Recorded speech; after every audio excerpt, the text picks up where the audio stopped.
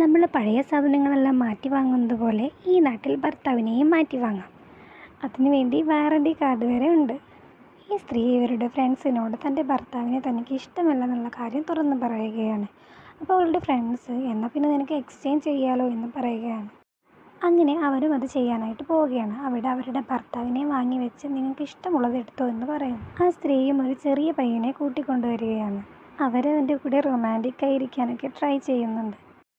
അങ്ങനെ ആ സ്ത്രീക്ക് മസാജ് എല്ലാം ചെയ്ത് കൊടുത്തുകൊണ്ട് എനിക്ക് നിങ്ങളെ കാണുമ്പോൾ എൻ്റെ അമ്മയെയാണ് ഓർമ്മ വരുന്നതെന്ന് പറയുകയാണ്. ഇത് കേട്ട് ദേഷ്യം വന്ന സ്ത്രീ അയാളെ കൊടുത്ത് മറ്റൊരു പ്രായമുള്ള ആളെ മാറ്റിയെടുക്കുകയാണ്.